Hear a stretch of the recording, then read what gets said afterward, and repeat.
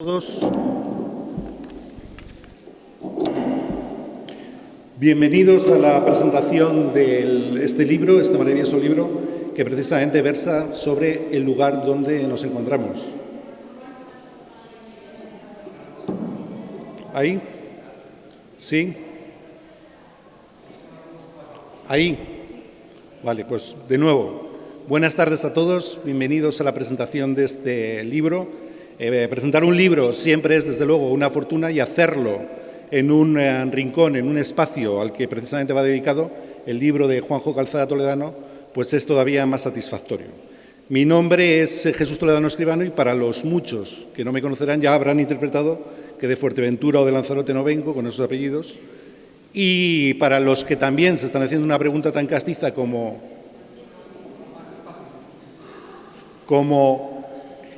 ¿y tú de quién eres?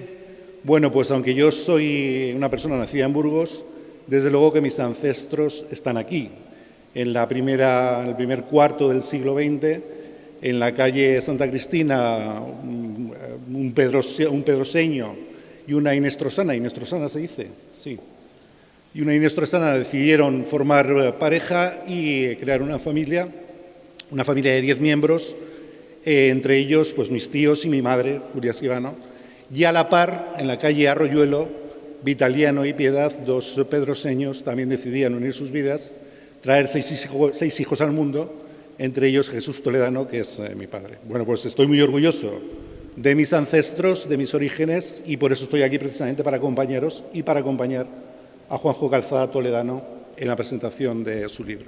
Vamos a hablar mucho de esta iglesia con sorpresas absolutas, pero yo quiero haceros una evocación. Cuando hablamos de Pedrosa del Príncipe, hablamos de un territorio antiquísimo. El condado de Castrojeriz, el condado de Amaya, es uno de los primeros condados de Castilla. Dice el poema de Fran González textualmente, y enseguida lo vais a identificar. Entonces era Castilla un pequeño rincón, era de castellanos montes de Ocamojón, y de la otra parte, Fitero, el Fondón.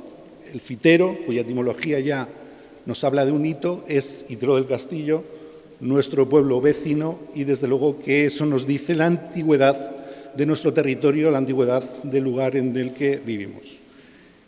Nuestra historia, como sabéis, nos guste o no, está imbricada y íntimamente unida con Castrojeriz, y desde luego que el conde Munio Núñez, que fue precisamente quien desde Amaya, primer conde, uno de los primeros condes de Castilla, estaba encargado de la defensa de este territorio, era hijo del conde que dio la primera carta a Puebla, a Brañosera.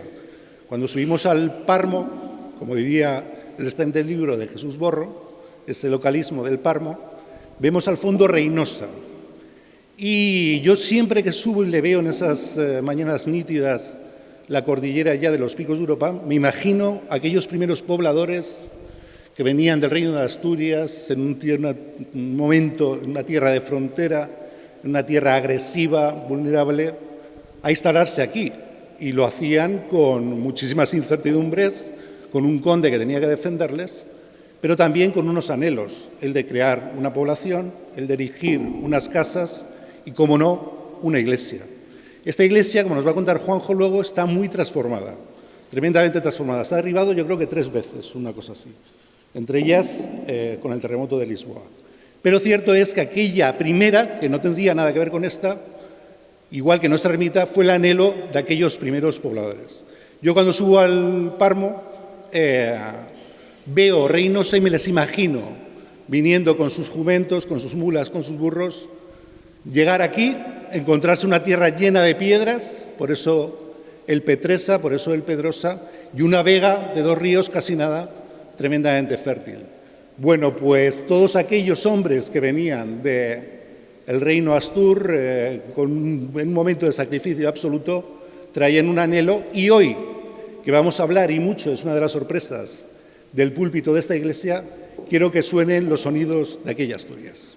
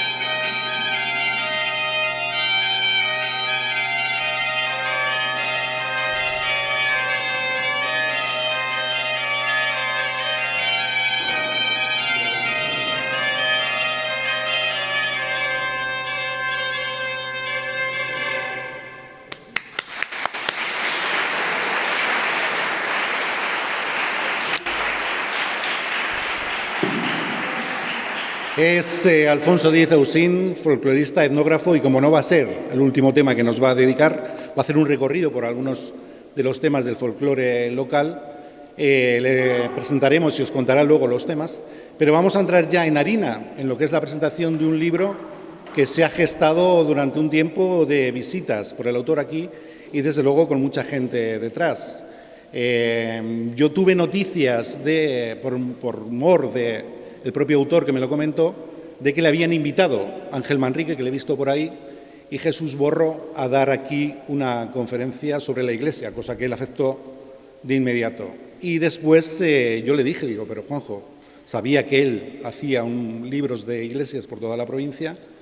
Juanjo, si vas a dar una conferencia, hay que aprovechar para hacer un libro. Y ese embate que le planteé lo tomó inmediatamente como un desafío y puesto en común con el alcalde Víctor Escribano y con otra gente que desde luego ha coadyuvado a que así fuera posible, pues estamos hoy ante lo que vais a tener al final, que se va a vender a la salida, que es un grandísimo libro. Yo quiero que Víctor, como representante del ayuntamiento y un hombre que ha tenido también, desde luego, un impulso importante con la Diputación Provincial para que esto sea posible, que venga y haga un pequeño saludo. Víctor.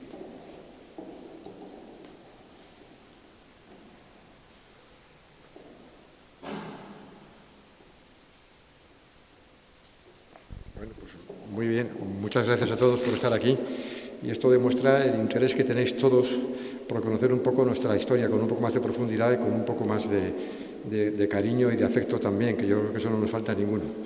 Yo tengo que agradecer a las personas que todas, no voy a decir nombres para que no se me olvide ninguna, pero desde el autor del libro hasta las personas del pueblo que han colaborado con esta forma de hacerlo y de qué forma, porque siempre que he pedido algo a alguien, la respuesta siempre ha sido sí. Y eso quiero agradecerlo de verdad. Y lo quiero agradecer con el reconocimiento que yo pueda hacer, que desde luego es muy simple y con toda humildad lo tengo que hacer. Tengo que agradecer, ¿por qué no? Porque cuando yo presenté esta situación en Diputación Provincial, lo primero que me dijeron, vete a la imprenta y ve si es posible técnicamente hacerlo. La verdad es que me dijeron que sí a la primera y por lo tanto yo creo que también hay que agradecerle a la institución provincial la colaboración que tiene con este municipio. Y yo poco más, agradeceros de verdad vuestra disposición, vuestro afecto que se demuestra la iglesia llena. Yo creo que algunos días en la misa somos menos que hoy aquí, pero bueno, no es más. Y deciros que bueno, el libro está a disposición vuestra después, tiene un pequeño precio de 10 euros en unidad y bueno, pues servirá pues, para hacer alguna cosita después y algún complemento.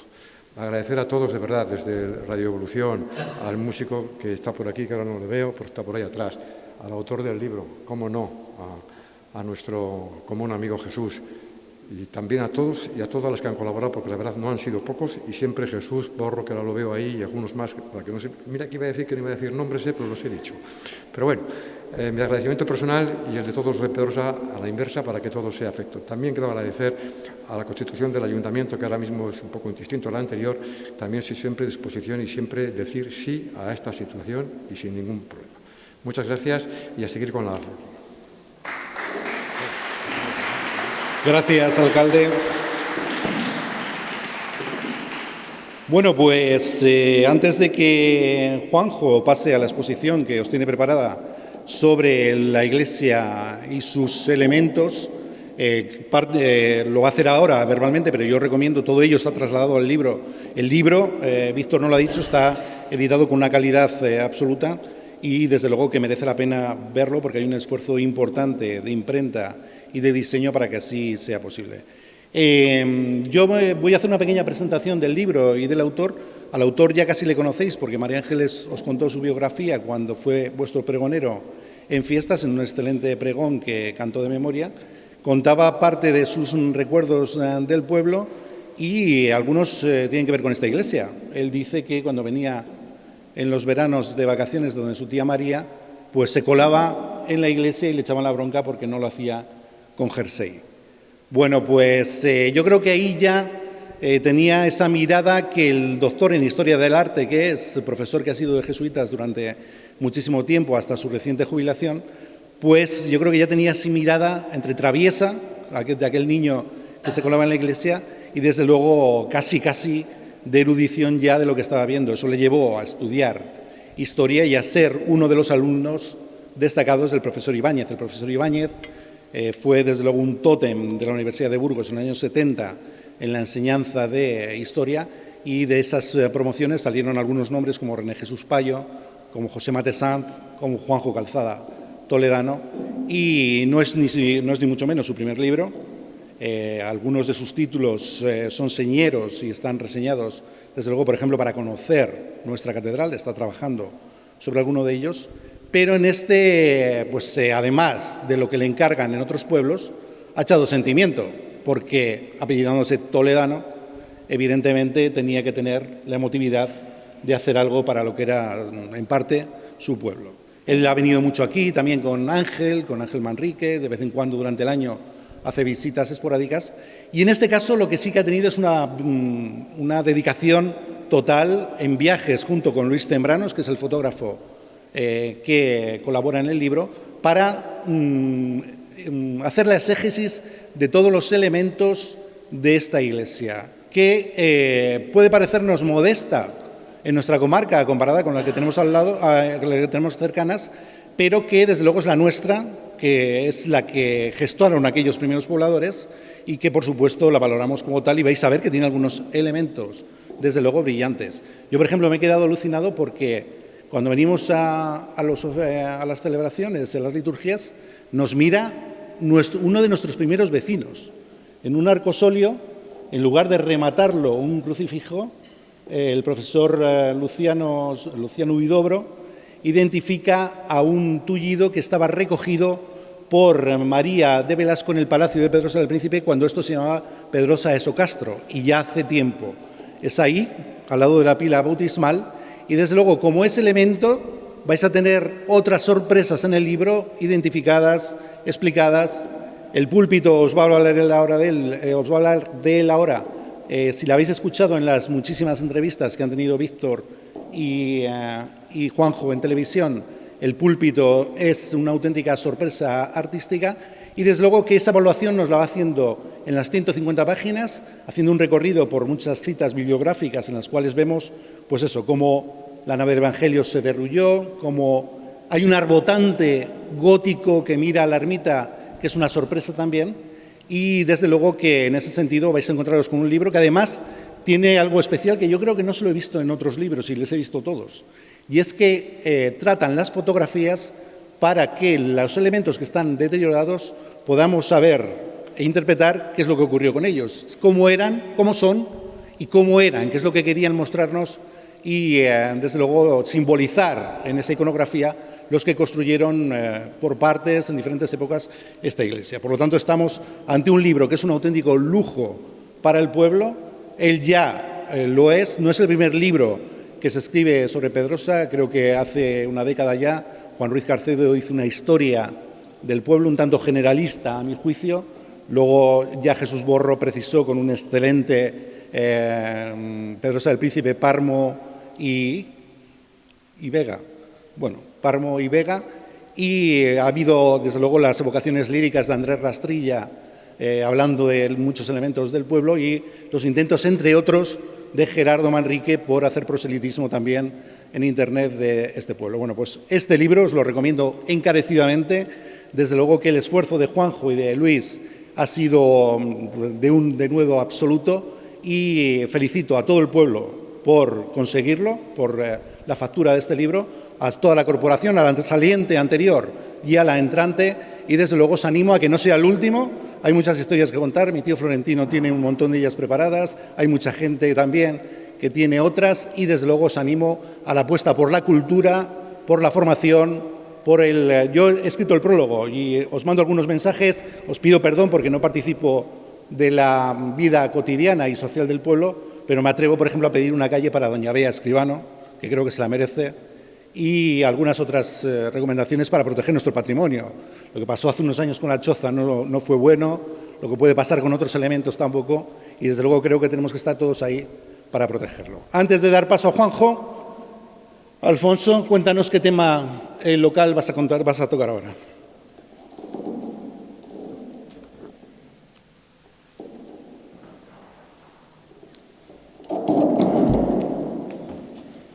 Bueno, buenas tardes. Me llamo Alfonso Díez, soy el técnico de Patrimonio Inmaterial de la Diputación. Ahora, esa palabra que engloba la etnografía y el folclore. Y bueno, cuando me invitó mi buen amigo Jesús, nos conocemos desde que éramos unos renacuajos, a estar aquí un ratito con vosotros, me dijo, bueno, prepara 3 o 4 temas para no alargar. Y bueno, pues me parecía interesante cantaros un tema de Reyes, aquí en Itero. Bueno, fue muy tradicional y hasta no hace tantos años se hicieron estas rondas por los mozos que recorrían las calles del pueblo para el día siguiente recoger dádivas para poder hacer una merienda. Es un tema tremendamente interesante para el folclore de la provincia de Burgos, sobre todo por lo que cuenta y por la rítmica que tiene, y luego vuestro paisano Jesús me ayudará a hacer ese final que hacían siempre golpeando en la puerta de la casa para pedir esos aguinaldos, los Reyes de Itero.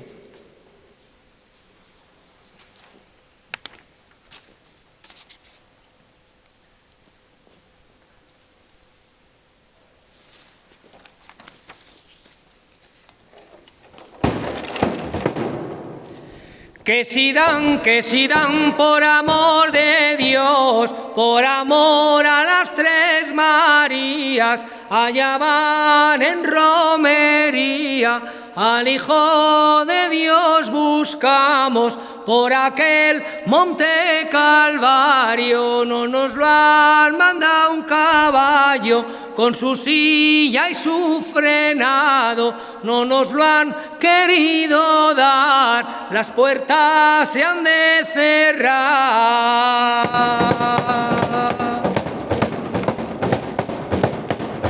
Aguinaldo pedimos, señores, para el niño que nació en Belén, que nació en Belén.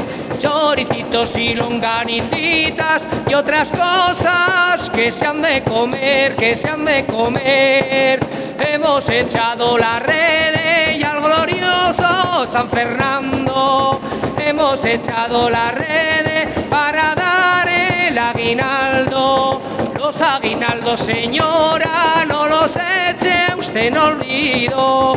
Todo lo recibiremos, torreznos, huevos y vino. Señor don Vitaliano, que pase usted un feliz día de Reyes, entrada y salida de año, con las personas de su mejor agrado. Tendrá usted a la mañana siguiente aquí 4 corporales, con alforjas y costales, una bota de 3 cuartales. Que va más, que va menos, todo lo recibiremos. ¡Viva los Reyes!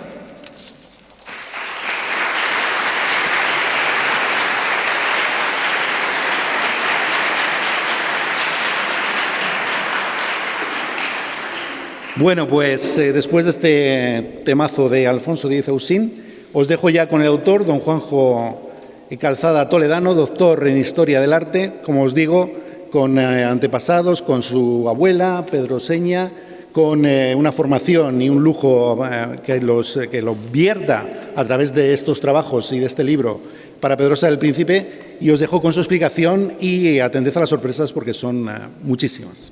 Juanjo, adelante.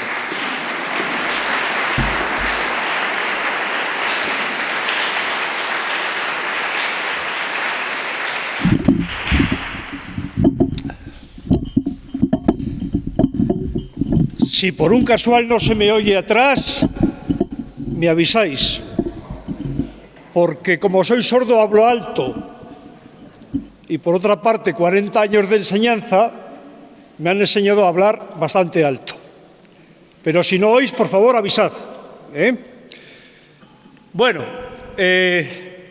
perdonad, pero es que vengo del spa.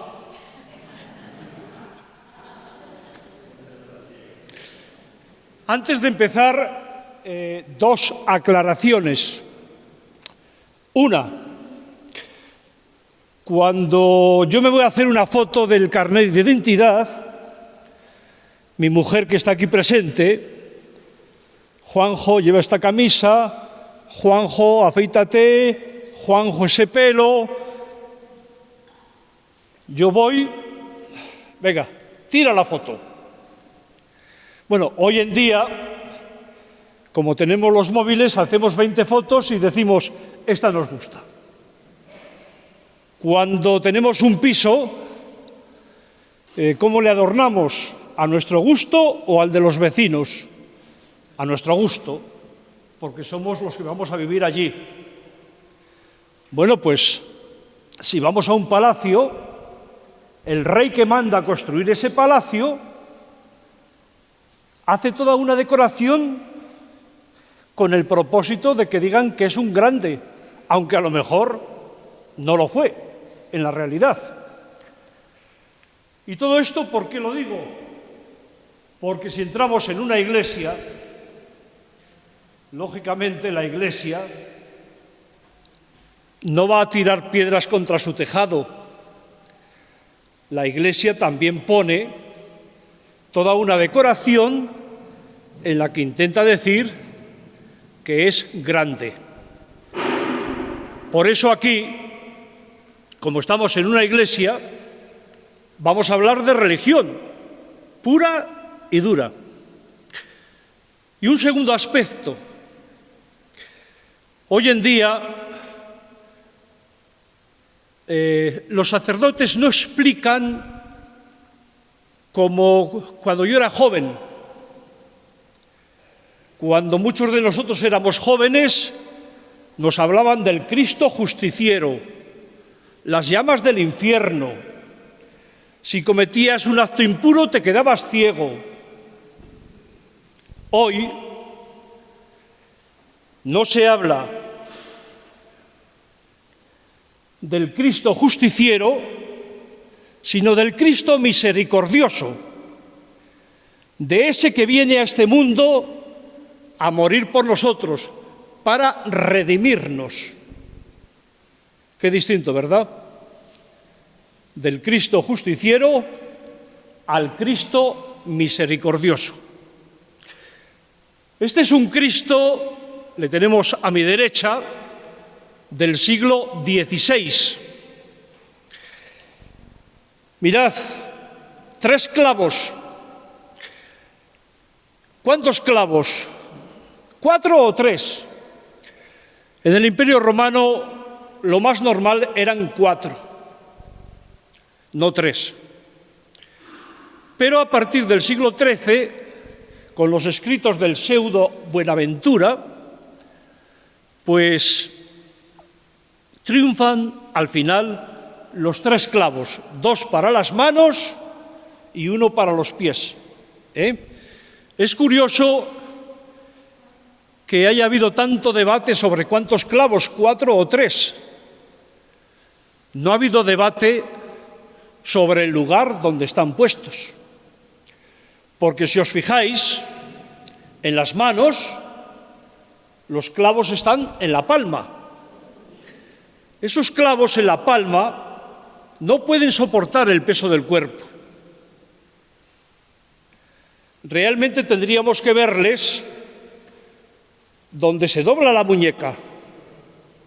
Ahí sí se puede soportar. El Cristo crucificado, siglo XVI.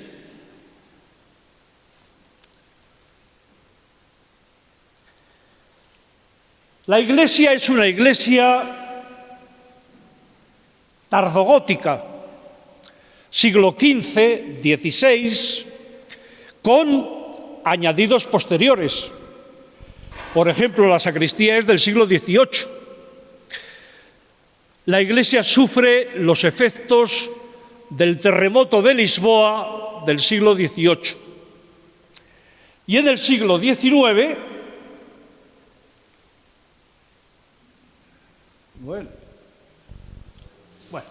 en el siglo XIX, todo lo que es la nave del Evangelio, a excepción de la cabecera, se derrumba.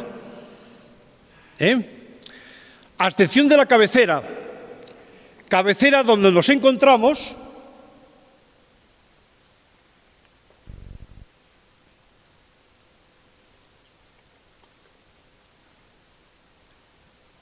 en la clave el escudo de Enrique IV, donde aparte de los Castillos y el León tenemos la granada. ¿Y eso por qué? Todos estamos acostumbrados a ver en los escudos la granada tras la conquista de Granada en 1492 por parte de los Reyes Católicos.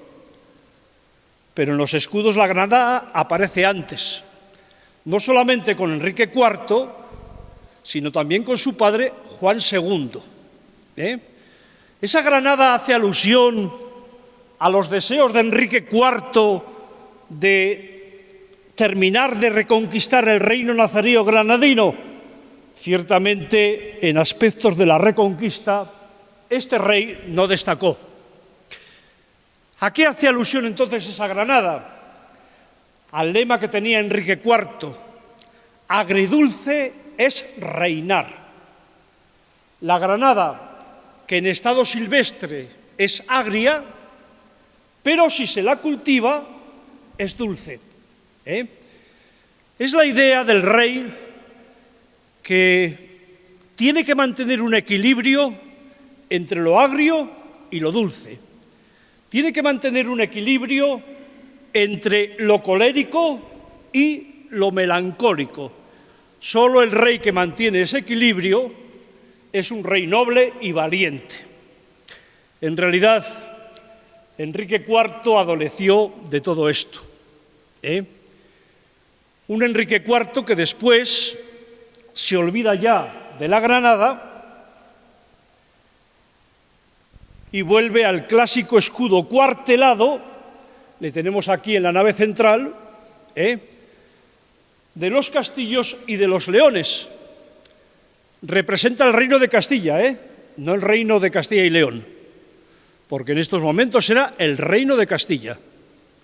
Y este escudo cuartelado, representando el reino de Castilla, arranca de Fernando III el Santo en 1230.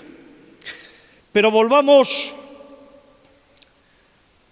a la bóveda anterior, donde hemos visto el escudo de Enrique IV con la granada, porque esa bóveda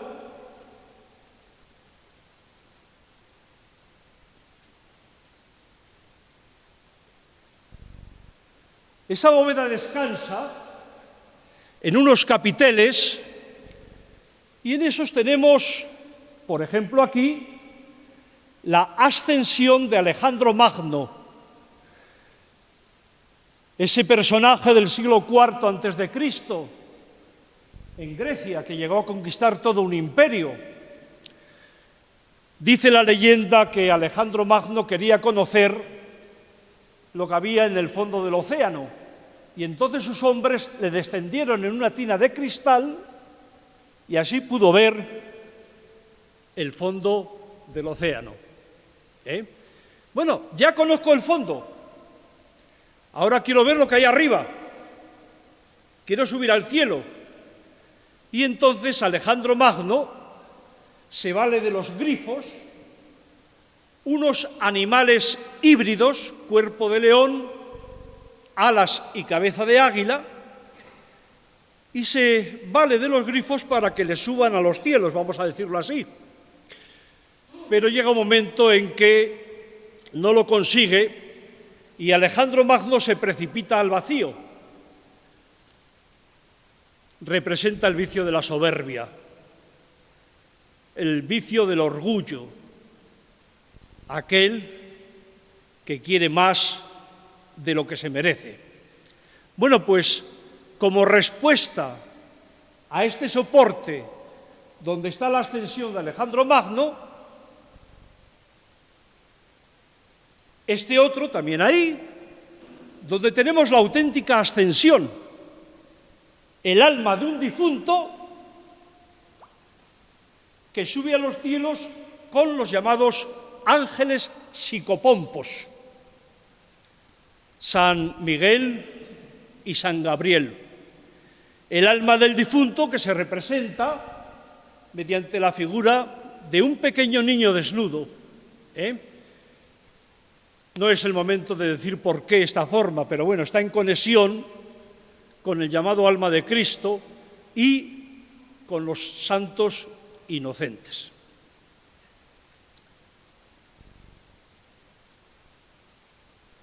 Ahí estamos en el púlpito, primera mitad del siglo XVI, un púlpito mudéjar. En un principio los sacerdotes predicaban desde aquí, pero a partir del siglo XIII, las órdenes mendicantes, las órdenes de los predicadores, franciscanos y dominicos, imponen el púlpito en mitad de la nave central. Ese púlpito, en el que por unas escaleras se sube a la tribuna desde donde el sacerdote predica, y está coronado por el tornavoz que viene a hacer que la voz del predicador no se diluya por todos los sitios. Ese púlpito, que si os fijáis, las escaleras por las que se sube hacen una curva.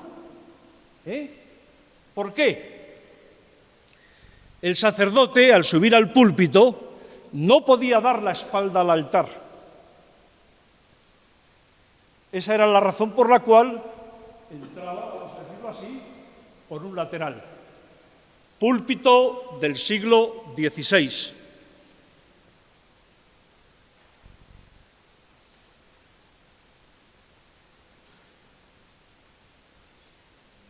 Una antes, esa. Y ahí tenemos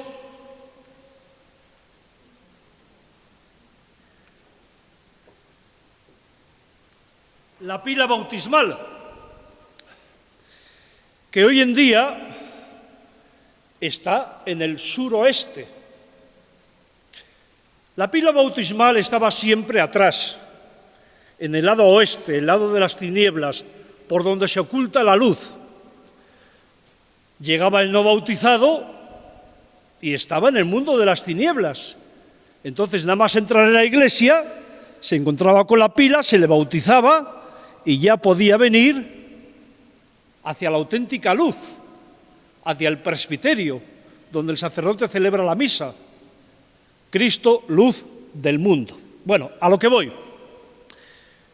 En mi opinión, la pila bautismal está mal colocada.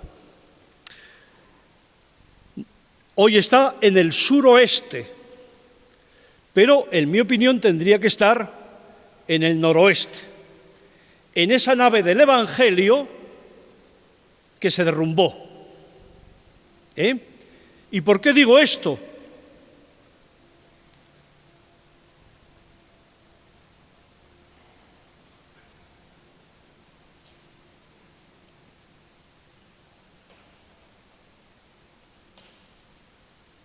Habéis entrado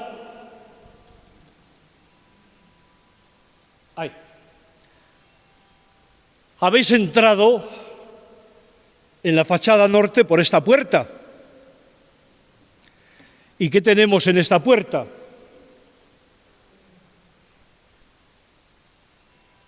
El pecado original.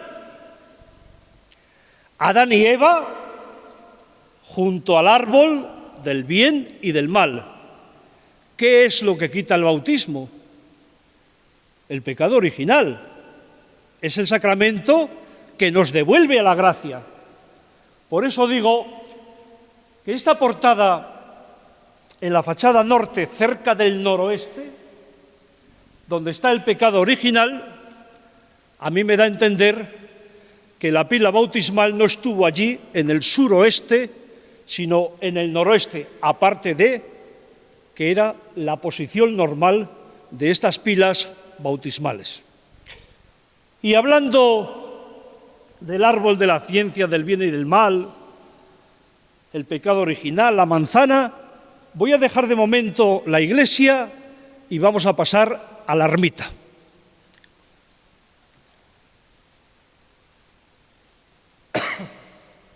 La ermita dedicada a Nuestra Señora de la Olma. Son los celtas los que a los árboles les consideraban sagrados. Ellos decían que en un árbol estaba presente el numen, la divinidad, y que el árbol era el eje que unía la tierra, raíces, con el cielo, las ramas que ascienden. Bueno, pues de esta cultura celta nosotros traemos en la iconografía cristiana imágenes de María sobre un árbol, y surge la devoción a la Virgen de la Olma, el olmo, a la Virgen del Fresno, la Virgen de la Encina, un poco, pues es un préstamo cogido de la antigua cultura celta. Y estos árboles eran los llamados árboles junteros, porque bajo sus sombras se reunía la junta de vecinos para discutir las cuestiones de la comunidad. Y ahí tenemos Nuestra Señora de la Olma, que desgraciadamente fue robada, como sabéis, en 1978. Hoy lo que tenemos es una copia. Nuestra Señora de la Olma, que lleva en su mano derecha, si hacemos caso de la copia, pues una manzana. El árbol de la ciencia del bien y del mal, donde pecan nuestros primeros padres, Adán y Eva. La Biblia no dice qué tipo de árbol era. La Biblia no dice si era un manzano, si era una higuera, pero normalmente decimos que es un manzano. De la misma forma que Adán y Eva pecan con la manzana, pues ahora la manzana la podemos tener en manos del niño o en manos de la madre. Si está en manos del niño, que no es este el caso, es la idea de que el niño es el nuevo Adán. Si está en manos de la madre, que este sí es el caso, pues María es la nueva Eva, que se muestra como corredentora en esa misión que tiene su Hijo de redimir a la humanidad.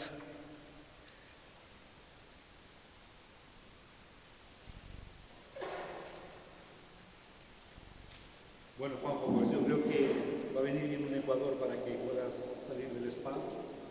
Te está saliendo el niño que entraba por ahí sudado también, sin jersey, y está presentándose en tu camisa hoy. Menos mal que soy sordo. Bueno, pues desde luego que yo no había mencionado a que el libro también dedica unas páginas a la que es hoy nuestra protagonista y muchísimo más mañana todavía, la Virgen de la Olma, que desde luego es la vocación de esta localidad, de este pueblo y, por supuesto, de la que estamos orgullosos y a la que dedicamos nuestros desvelos. Y él hacía, Juanjo, en el Ecuador de su intervención, una exégesis de esa simbología de la manzana, y la va a apuntalar ahora Alfonso con un tema precisamente sobre la manzana y su simbología.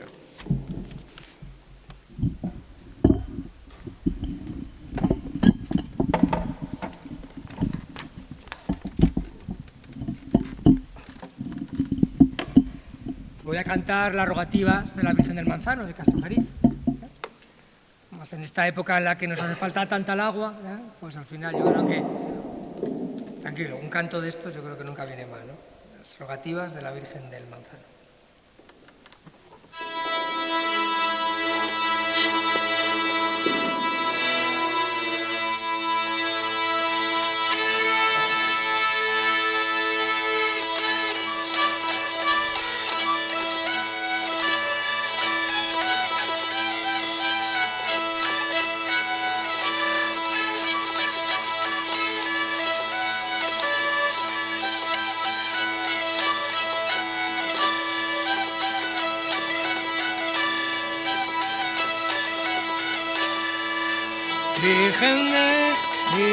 Virgen del Manzano, Madre singular, mándanos el agua que hay necesidad. Los campos se secan y los manantiales, Virgen del Manzano, no nos desampares.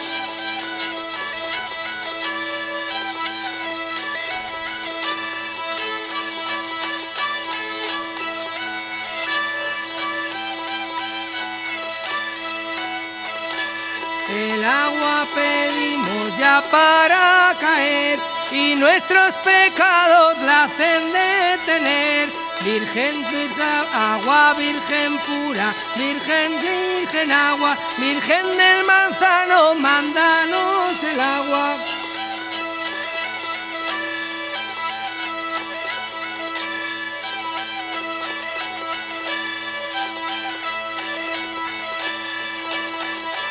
Los niños pequeños piden a sus padres y si no nos dan, como nos desganes, agua te pedimos, Virgen admirable, para que las fuentes nos desamparen.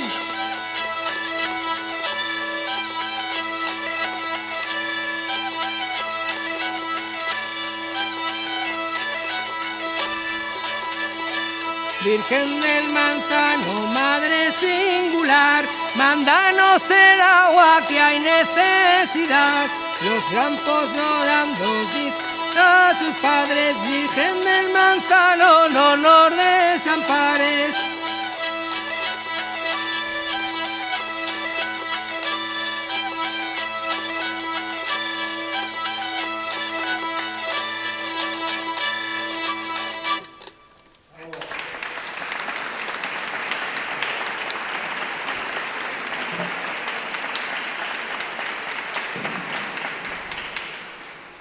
Bueno, pues Juanjo va a seguir con la exposición en esta segunda parte de lo que es, al fin y al cabo, lo que se cuenta de una forma más precisa y con una calidad gráfica espectacular en el libro. Y quiero aprovechar, y desde luego que tengo mérito, porque fíjate, José Mate Sanz, que te he citado sin saber que estabas aquí. Quiero aprovechar a saludar a José Mate Sanz, doctor en Historia del Arte también, miembro de la Academia Fernán González de la excelentísima Diputación Provincial, otra eminencia. Hoy tenemos aquí como un congreso en Historia del Arte y nos felicitamos por ello, y es que este es un gran pueblo, como puedes ver, Juanjo. Te dejo con la segunda exposición.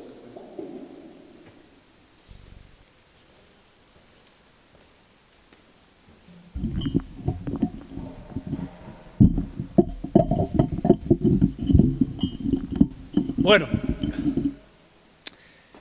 normalmente la gente, cuando se habla de la iglesia de Pedrosa del Príncipe, todos, o casi todos, se fijan en este retablo, el retablo plateresco de la primera mitad del siglo XVI.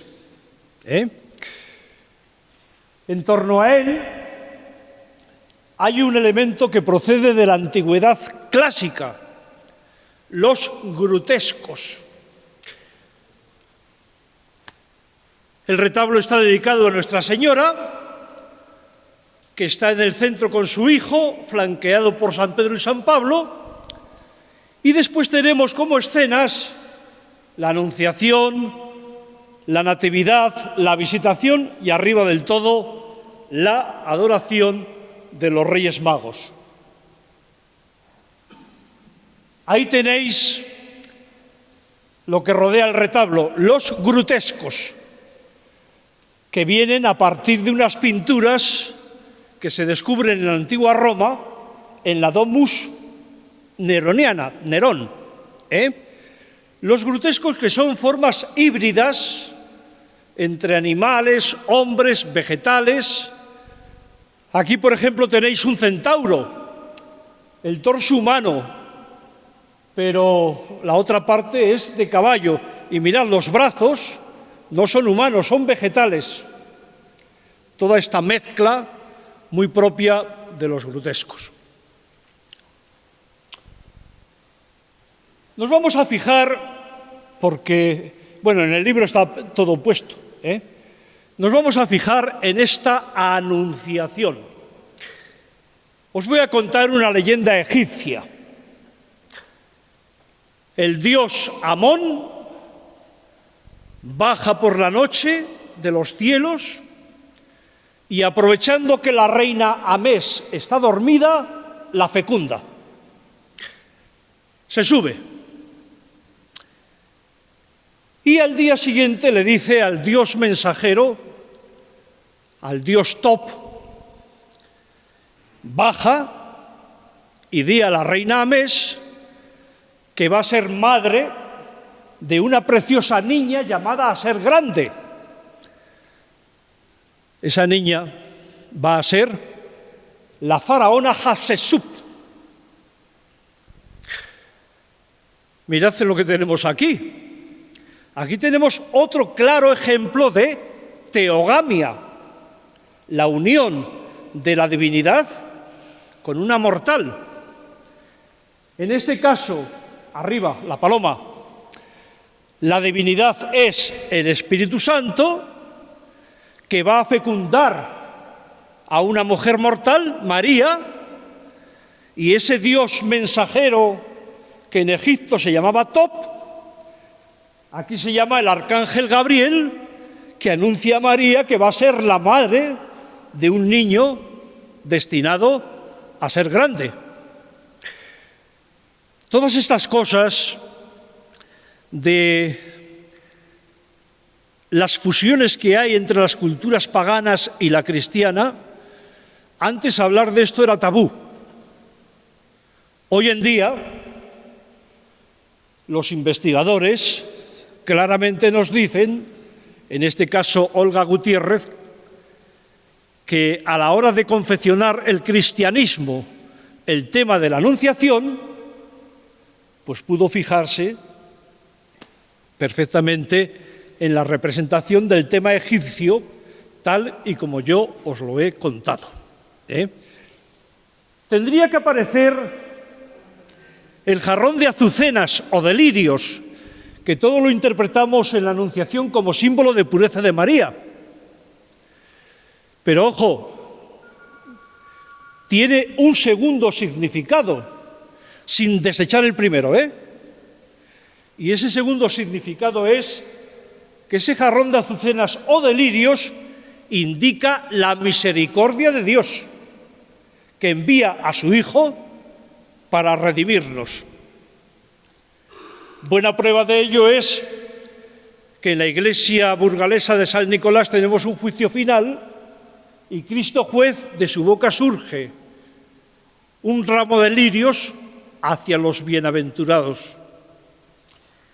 En este caso, por espacio y demás, no tenemos el jarrón de azucenas o de lirios, pero el cetro de San Gabriel remata en una flor de lis, derivación del lirio.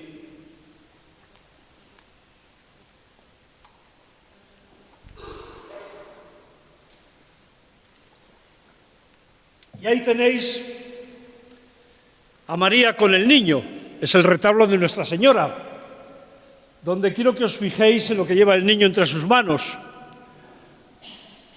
Normalmente suele llevar un jilguero, en la idea de que el jilguero come cardos y con eso se hizo la corona de espinas de Jesús.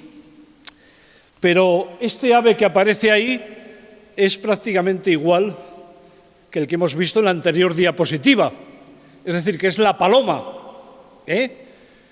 Y en ese sentido se nos está diciendo que viene Jesús a este mundo para darnos paz, paloma, y tranquilidad. Bueno, pues sobre este retablo, el marco es lo que tenéis ahí. Y me hace pensar si antes del retablo no hubo ahí un sepulcro, porque era lo normal que estuviese María y San Juan aquí en el centro, Cristo crucificado. Eso es muy propio de muchos sepulcros. Ahora lo que tenemos en el centro es una figura orante, que creo recordar que Jesús Toledano ha aludido a ella, ese hombre tullido. ¿Sería la tumba de él? ¿Había antes del retablo plateresco un sepulcro ahí, tardogótico?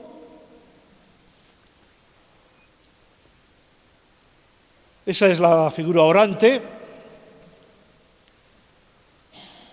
Bueno, siempre que hablamos de la Iglesia, el retablo plateresco siglo XVI. Pero resulta que del siglo XVI tenemos también el Cristo crucificado que os he puesto al principio. Del siglo XVI tenemos también el púlpito, y del siglo XVI tenemos este retablo. Ojo, el retablo es un retablo rococó del siglo XVIII, pero la decoración escultórica que tiene es de un antiguo retablo del siglo XVI. Fijaros la cantidad de cosas que hay del siglo XVI. Repito que en el libro lo tenéis todo descrito. Simplemente, bueno, ese retablo, ya digo, el retablo es rococó, del XVIII, pero los relieves escultóricos son del XVI. Coronando ese retablo, tenéis ahí el pozo de la vida con estos dos ángeles. No busquéis al ángel de la derecha, que no está. Esto es un montaje fotográfico de mi buen amigo Luis Tembranos, que hoy nos está acompañando aquí. Pasa, porque tenemos... Bueno, unas veces lo he visto como retablo de San Andrés, porque tenemos el juicio a San Andrés y su crucifixión. Pero René Payo, en su tesis doctoral sobre los retablos barrocos, no, miento, en un artículo, no, mejor dicho, en su tesis, dice que este retablo barroco, rococó, es el retablo del Salvador. Es decir, nos falta alguna imagen ahí que haga alusión al título de El Salvador. Sí, arriba del todo tenemos la lamentación por Cristo muerto. Pero desde luego, esa imagen, por ejemplo, moderna de la Inmaculada, ahí no tiene nada que ver. Si es el retablo del Salvador, nos falta, repito, alguna imagen, qué sé yo, una crucifixión de Cristo que vaya en paralelo al martirio de San Andrés y al martirio de Santa Eulalia, que están ahí. No, perdón. Ahí tenéis el martirio de Santa Eulalia. Ya digo que hay muchas escenas, pero no tenemos tiempo. Todo está descrito en el libro. Santa Eulalia, unos dicen de Mérida, otros dicen de Barcelona. Son la misma persona. Fue martirizada, según unos en tiempos de Diocleciano, según otros en tiempos de Maximiano. ¿Qué es el género épico? Se parte de una realidad y se adorna con mucha leyenda, de suerte que a un hombre se le convierte en héroe. Mirad el poema del Cid. A partir de una realidad se nos ha convertido en un héroe. Bueno, pues con los santos ocurre lo mismo. Partimos de una realidad. Santa Eulalia fue martirizada por defender la fe en Cristo. Pero bueno, para hacerla más grande aún, se nos dice que fue flagelada, puesta en el potro, después atada en una cruz en aspa, rociada de aceite hirviendo, con garfios rasgando su piel, con antorchas quemando sus pechos. Y la hoguera no le hacía nada, que al final se la ponen. Total que, como todo esto no le hacía nada, la terminan decapitando. Una niña de 13 años, por mucho cuerpo que tuviese de atleta, ojo, partimos de una realidad, Fue martirizada por defender la fe en Cristo. Pero después, en torno a ella, pues toda una leyenda. Y ojo, siglo XVI, Santa Eulalia está desnuda. A partir de Trento, la Iglesia dice que en público no se deben exhibir este tipo de desnudos porque son lascivos y provocativos. Eso sí, todas estas prohibiciones de la Iglesia vienen en tiempos de Felipe II, ese que en el Escorial vivió de forma austera, de forma sobria, pero que tenía una gran colección de desnudos. Porque claro, los desnudos a las altas clases no les hacen daño. A las clases populares les provocan. Por eso, en iglesias y demás, se prohibía. Curiosamente, aquí tenemos la alusión a la flagelación, y digo curiosamente porque ahí tenéis a uno con un arco. Es la única pena ya que me faltaba por citar. Yo particularmente lo de las flechas en Santa Eulalia aún no lo he leído en ningún sitio.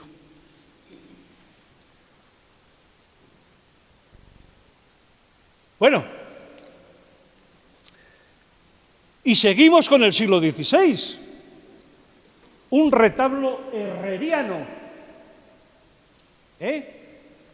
donde tenemos a San Juan Bautista, Santa Caterina de Siena y Santo Domingo de Guzmán.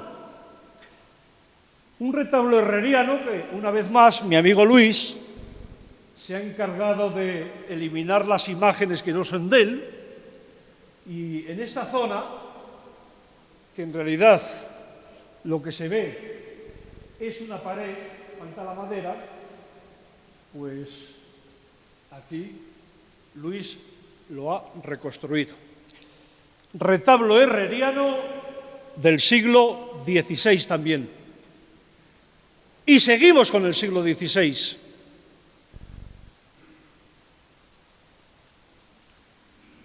El retablo mayor. A partir del Concilio de Trento se intenta ensalzar el sacramento de la Eucaristía con la idea de la transustanciación, que Cristo está presente en la Sagrada Forma.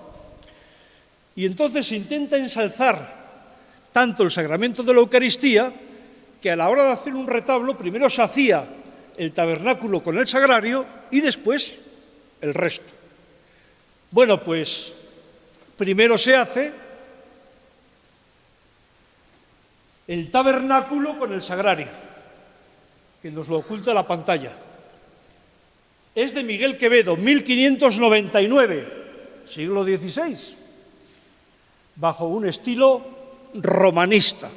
En el sagrario Cristo resucitado, flanqueado por San Pedro y San Pablo.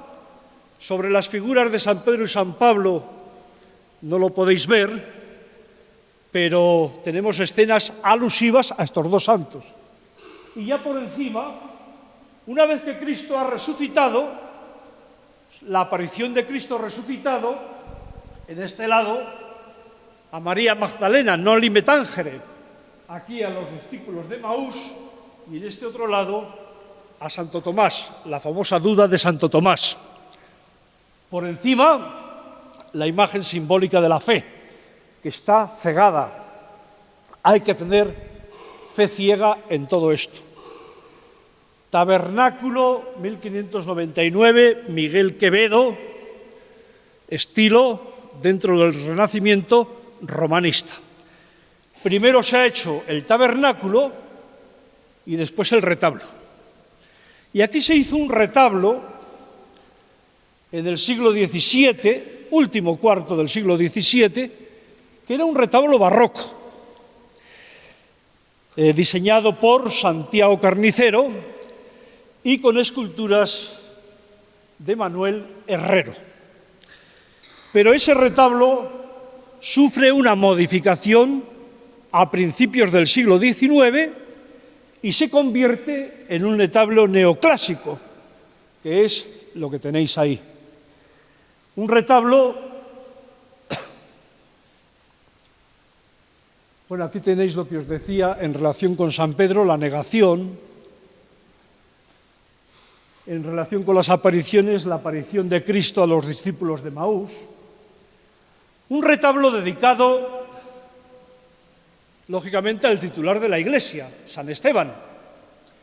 San Esteban, que siempre se le suele representar con unas piedras, porque fue la forma en que fue martirizado, vamos a decirlo así, a pedrada limpia. Pero aquí le tenemos, una vez que ha muerto, en pleno éxtasis hacia el cielo. En el libro hago un estudio de la indumentaria religiosa, o sea, todas esas prendas que conocéis, alba, casulla, estola, manípulo, etcétera, etcétera, capa pluvial, todo eso está estudiado en el libro. Como he estudiado en el libro, también la indumentaria civil, todo eso está en el libro. Aquí, por ejemplo, pues habría que hablar del alba, la dalmática y el gorjal. Libro donde no aparecen las imágenes como las veis aquí, sino que aparecen con números. O sea, número 1 y en la leyenda, alba. Número 2, dalmática. Número 3, gorjal. O sea que están numeradas las imágenes, para que os pueda resultar más fácil el conocer lo que estáis leyendo. Bueno, arriba del todo, por ejemplo, la Asunción de María, el Padre y el Hijo que van a recibir a María. Arriba hay toda una serie de ángeles músicos y, por ejemplo, pues en el libro están estudiados los distintos instrumentos musicales que aparecen ahí. Y tenemos aquí en los laterales dos retablos. Este de aquí, ¿San Antonio es el de San Antonio de Padua y ese es el de Santa Bárbara. Este de aquí. Mirad, si Cristo es la luz, ¿de qué forma podemos representar la luz divina? Mediante la luz física. El dorado de los retablos, unido a las velas encendidas, proporcionaban una luminosidad que hacían de las iglesias una especie de Jerusalén celeste. Llegaba la Semana Santa y estos retablos se ocultaban, porque era tiempo de luto, vamos a decirlo así, se ocultaban con las sargas, unas telas muy finas. Y al llegar la Pascua, otra vez, el dorado. Bueno, pues el señor Carlos III el Ilustrado, se metió mucho con los retablos dorados. Decían que eran retablos populacheros. Y se metió porque decía que estos retablos en madera dorados eran muy propensos a los incendios en las iglesias. Pero también en los dorados veía un problema de desmonetarización. Total, que Carlos III dice que se hagan retablos en mármol, en granito, sí, claro. A ver cuál es la iglesia que tiene dinero para eso. Aquí nos tenemos que conformar con unas columnas que no tienen el dorado y demás, pero son de madera, que quede claro. A pesar de la prohibición de Carlos III, los retablos dorados siguieron haciéndose. Bueno, por ejemplo, en esta imagen hablo de indumentaria civil. En esta imagen hablo, en relación con el siglo XVIII, del calzado, que entonces no había una horma del pie derecho y otra horma del pie izquierdo, sino que era la horma igual para los dos, con los consiguientes problemas. Hablo de la higiene, del aderezo, de la ornamentación floral, hablo del maquillaje, tal y como era en la época en que se hace esta figura. Y vamos a terminar con dos imágenes. Esta la hemos cogido de ahí, del retablo herreriano, pero no corresponde al retablo herreriano, es posterior. Es San Pablo. ¿Qué estáis viendo aquí?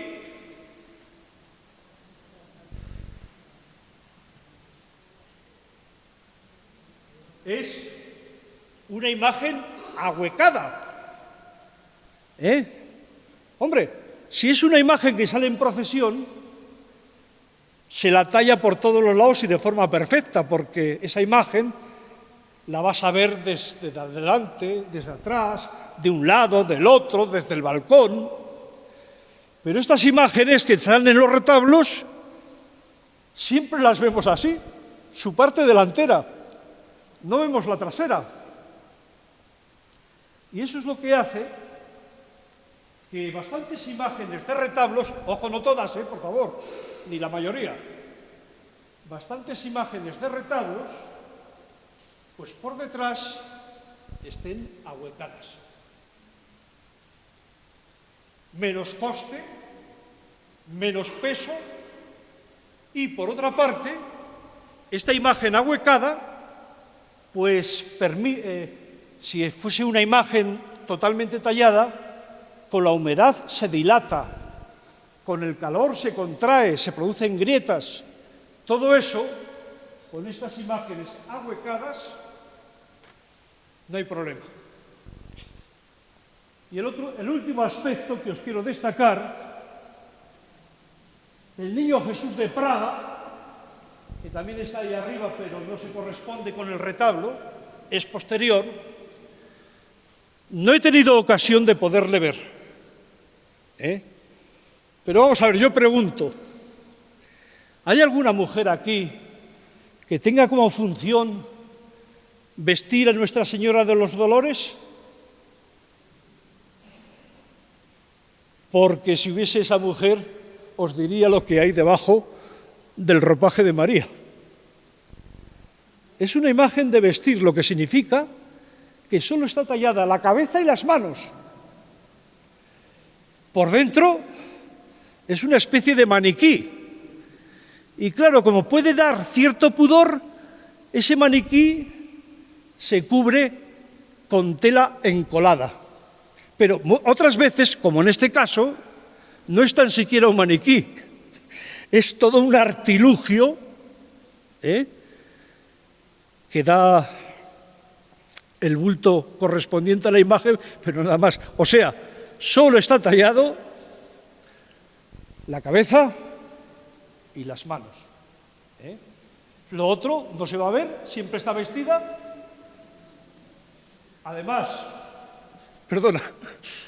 Además, hay imágenes de vestir que, con ocasión de qué fiestas, se la coloca el ropaje de un color o de otro. Bueno, pues ya digo que todo esto lo tenéis en el libro. Simplemente terminaremos ahora con una última canción de Alfonso.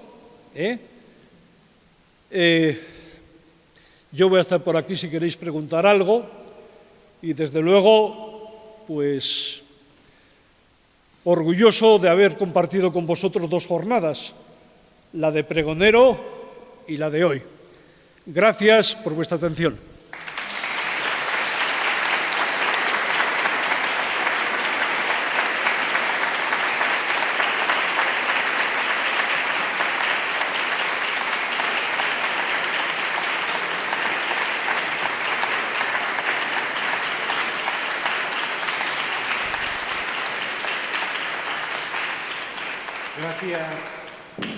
Gracias Juanjo por esta clase magistral de arte y además en nuestra iglesia, en la iglesia del pueblo más maravilloso del mundo.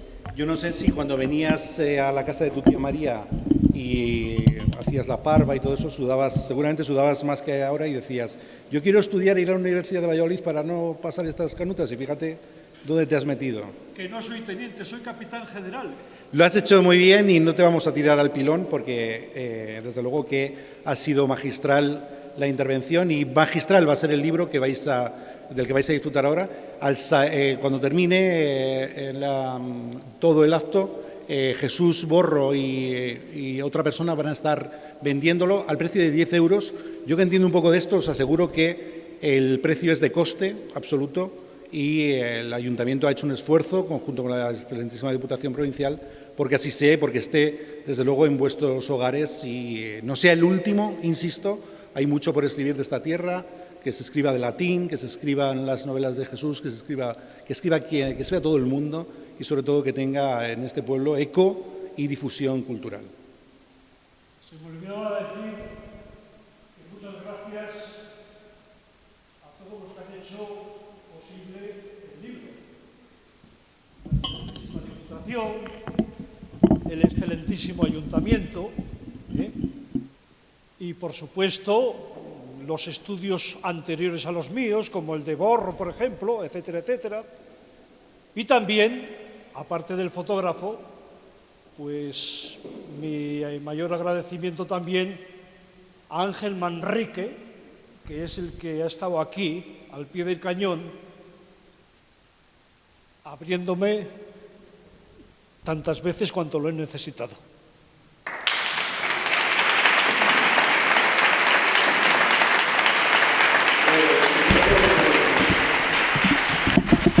A Ángel Manrique, a María Ángeles, a Gerardo, a todos los que tanto hacéis día a día por el pueblo, felicidades, y sobre todo pues hay que seguir así. Y Juanjo, creo que el otro día hubo una conferencia sobre la etimología del pueblo. Juanjo es solo uno de los arcanos de lo que tiene que ser la pieza de la cultura, el armazón de la cultura, para que este pueblo, desde luego, tenga de todo, no solo nuestro maravilloso cotorro de Quitapenas, donde ahora se te pasará todo eso, y que a partir de ahí la cultura sea también una de las lanzas de las que tire el pueblo. Y cultura musical es, y otro lujo, tener a Alfonso Díez Ausín con nosotros. Vamos a cerrar con una jota que vas a contar tú ahora.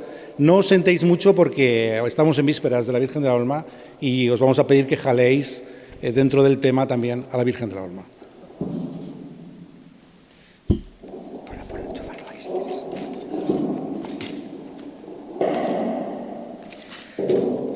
Pues realmente estamos de fiesta, ¿no? Porque esta publicación de Juanjo pues enriquece mucho, ¿no?, a un pueblo como el vuestro y cómo no, con una jota. Ya sabes que hace poco el Estado ha conseguido declarar patrimonio inmaterial a la jota en España, porque lógicamente es el baile nacional.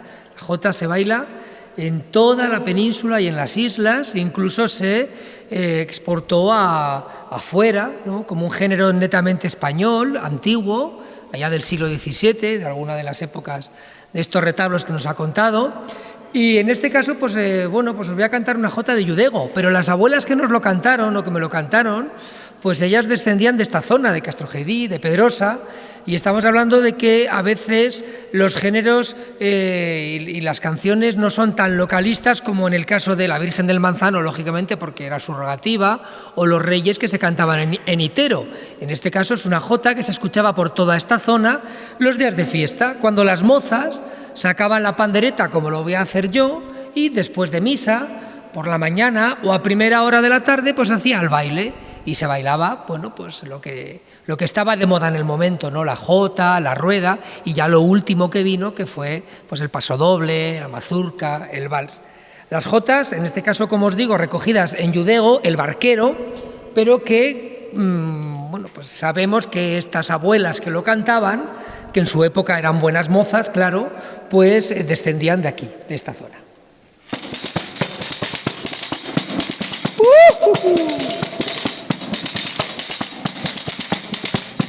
Cada vez que me encuentro con mi contraria yo me muero de risa y ella bien rabia. Ay, barquero, arrima al barco que me muero, arrima, arrima y esta noche no duerme sola la niña. Y ay, barquero, arrima al barco que me muero. Otra vuelta. Dicen que no me quieres, que no me quieras, tampoco te quiero yo, galán de veras. Ay, barquero, arrima al barco que me muero, arrima, arrima barquero, arrima al barco que me muero. Una vez que te quise fue por el pelo y ahora que estás pelona ya no te quiero. Y el barquero arrima al barco que me muero, arrima, arrima y esta noche no duerme sola la niña. Y el barquero arrima al barco que me muero. Me preguntan en casa que si te quiero, las mentiras les digo, la verdad niego. Y el barquero arrima al barco que me muero, y arrima, arrima y esta noche no duerme sola la niña. Y el barquero arrima al barco que me muero. Pa' una vez que te dije, peíname Juana, me tiraste el peine por la ventana. Y el barquero arrima al barco que me muero, arrima, arrima esta noche no duerme sola la niña. Y el barquero arrima al barco que me muero. Una vez que te dije, come la coco, 25 semanas duró el enojo. Y el barquero arrima al barco que me muero, arrima, arrima y esta noche no duerme sola la niña. Y el barquero arrima al barco que me muero. Esta noche no hay coche porque el cochero ya ha cogido una tuna, la está durmiendo. Y el barquero arrima al barco que me muero, arrima, arrima esta noche no duerme sola la niña. Y el barquero arrima al barco que me muero. En Pedrosa está el árbol, en Castro el ramo y en Valbonilla tengo lo que más amo. Y el barquero arrima al barco que me muero, arrima, arrima y esta noche no duerme sola la niña. Y el barquero arrima al barco que me muero. Pedroseños, decid todos conmigo: ¡viva Pedrosa del Príncipe! Pedroseños, ¡viva la Virgen de la Olma! La despedida canto, la despedida, y el que no esté conforme que me lo diga. Y el barquero arrima al barco que me muero, arrima, arrima esta noche no duerme sola la niña. El barquero arrima al barco que me muero.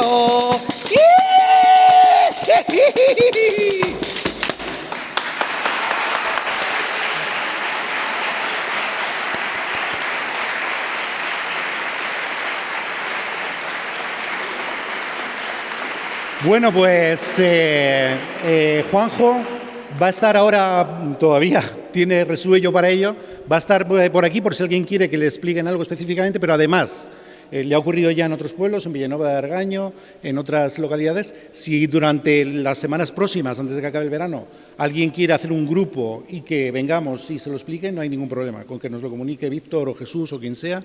Nos venimos y se explica específicamente. Quiero agradecer también a Radio Evolución su presencia aquí, que hace desde luego proselitismo de todo lo del pueblo, y a todos los que estáis aquí. Veo gente de Inestrosa, veo gente de muchísimas localidades vecinas, y eso es lo importante, que el mundo rural, desde luego, con aquellas gentes que nos precedieron, que venían por esas montañas de Reynosa, timoratos, con sus jumentos, sin saber qué tierra promisoria se iban a encontrar, pues nos dejaron esto transformado. Se llama Pedrosa del Príncipe y es el pueblo más maravilloso del mundo. Felicidades por ello.